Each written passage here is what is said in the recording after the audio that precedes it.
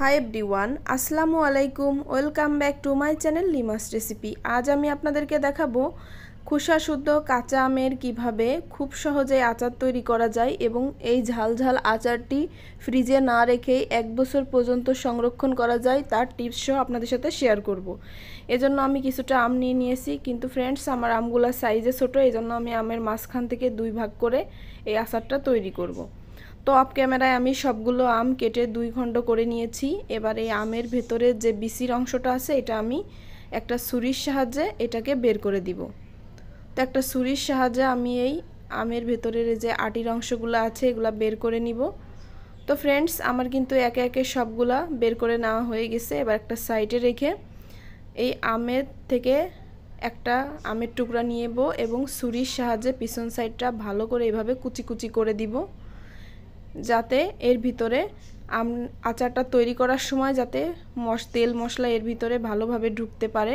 তা না হলে কিন্তু আমের খোসা অনেকটা মোটা, এগুলা ভেদ করে তেল মশলা আমের ভিতরে ঢুকবে না আর খেতেও আচারটা ভালো লাগবে না।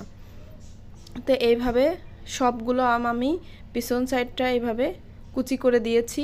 তো দেখুন আমার এই সবগুলো আম কিন্তু কুচি করে দেওয়া শেষ। তো আপনাদেরকে দেখিয়ে দিচ্ছি কেমন দেখুন কুচি করেছি, ভেতর পর্যন্ত একদম চলে গেছে খোসা ভেদ করে। তো এইভাবে সবগুলো আম আমি একটা বোলের ভিতরে পানি দিয়ে, নর্মাল পানি দিয়ে এই আমগুলোকে ভালো করে একটু ধুয়ে নেব উল্টে পাল্টে। তো আমগুলো এইভাবে সুন্দর করে ধুয়ে নিতে হবে। তো ধোয়ার পরে একটা জিনিস অবশ্যই লক্ষ্য রাখবেন, কারণ ভালো করে আম ধুলাই না করলে কিন্তু আমের যে একটা কষকষ ভাব সেটার জন্য কিন্তু আচারটা খেতে একেবারেই ভালো লাগবে না। তো আমগুলো আমার ভালো করে ধোয়া হয়ে গেছে। এবার একটা ছড়ানো প্লেটের উপরে আমি এই আমগুলোকে দিয়ে দিচ্ছি। তো আমগুলোকে এরকম দিয়ে আমি রোদ্রে শুকিয়ে নিব। তো এখন যেহেতু অনেক রোদ্দুর আছে তাই 1 ঘন্টানোর পরে দেখুন আমের উপরের পানিটা একদম শুকিয়ে গেছে। এদিকে চুলায় একটা প্যান বসিয়ে তাতে আমি 1 টেবিল চামচ পরিমাণে সরিষা, 4টা শুকনো মরিচ, কিছুটা ডাল এবং 3টা এলাচ এবং 2 টেবিল চামচ পরিমাণে 5 ফোড়ন দিয়ে দিয়েছি। এগুলাকে একটু নেড়ে চেড়ে কিছুক্ষণ ভেজে নিব। তো কিছুক্ষণ এভাবে নেড়ে চেড়ে ভেজে নেওয়া হয়ে গেলে এর ভিতরে দিয়ে দিব আমি 1 টেবিল চামচ পরিমাণে জিরাটা আমি আগে দেওয়া উচিত ছিল, আমি ভুলে গিয়েছিলাম। তো এরপরে জিরাটা দেওয়ার পরে এগুলোকে ভালো করে একটু নেড়ে চেড়ে ভেজে নিতে হবে। তো জিরাটা এগুলো আমার ভেজে নেওয়া হয়ে গেছে, নামিয়ে রাখবো। এদিকে চুলায় একটা প্যান বসিয়ে তাতে আমি পর্যাপ্ত পরিমাণে, এখানে আমি 1.5 কাপ পরিমাণে সরিষার তেল দিয়ে দিয়েছি।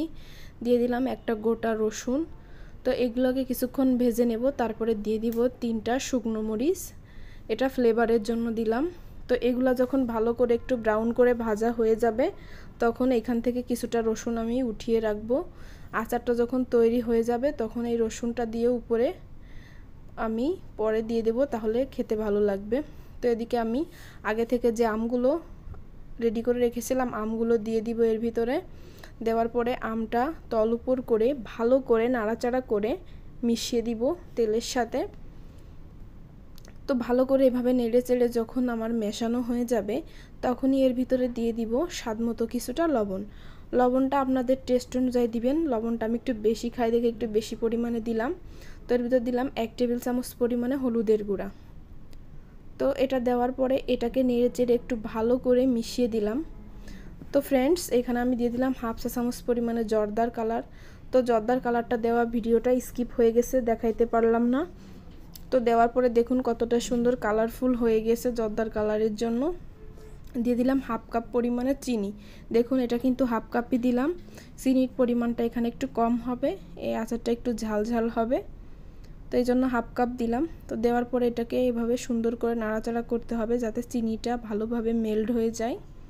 তো দেখুন ফ্রেন্ডস, আমার চিনিটা কিন্তু ভালো করে মেল্ট হয়ে গেছে। এবং এরপরে দিয়ে দিলাম এখানে আমি 4 টেবিল চামচ পরিমাণে হোয়াইট ভিনেগার। তো হোয়াইট ভিনেগারটা দিলে ফ্রিজে না রাখলেও এই বছর থেকে ওই বছর পর্যন্ত এই আচারটা বাইরে কাঁচের জারে রাখলে একদম ভালো থাকবে। মনে হবে কি একদম লেটেস্ট তৈরি করা আচার, বোঝাই যাবে না যে এটা 1 বছর আগেকার আচার। তো এইভাবে ভিনেগারটা দেওয়ার পরে কিছুক্ষণ এইভাবে নাড়াচাড়া করে নিব।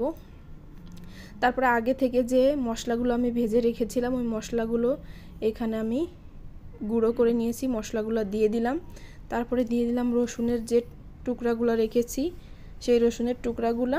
দেওয়ার পরে এগুলাকে একটু নেড়ে চেড়ে কিছুক্ষণ মিশিয়ে দিব। তো দেখুন এই মশলাগুলো দিতেই আচারের কালারটা কিন্তু চেঞ্জ হতে শুরু করেছে, আর কতটা সুন্দর ইয়ামি লাগতেছে দেখেই বুঝতে পারছেন।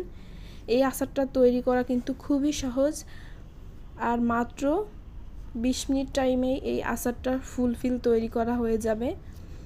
আর এটা তৈরি করতে এত বেশি সময়ের প্রয়োজন হয় না, আর অল্প উপকরণে তৈরি করা যায় এই আচারটি। ছোট বড় সবাই খেতে খুবই পছন্দ করবে। তো ফ্রেন্ডস, আপনাদের কাছে একটা রিকোয়েস্ট, যদি আমার ভিডিওটি ভালো লাগে তাহলে অবশ্যই লাইক কমেন্ট শেয়ার করে আমার পাশে থাকবেন, এবং একটা ছোট্ট রিকোয়েস্ট, আমার চ্যানেলটিকে একটা সাবস্ক্রাইব করে আমার পরিবারের সদস্য হবেন। এরকম আমের নিত্য নতুন রেসিপি দেখতে অবশ্যই চোখ রাখবেন লিমাস রেসিপিতে, এবং আপনাদের গুরুত্বপূর্ণ মতামত কমেন্ট বক্সে আমাকে জানাতে ভুলবেন না। থ্যাংক ইউ সবাইকে।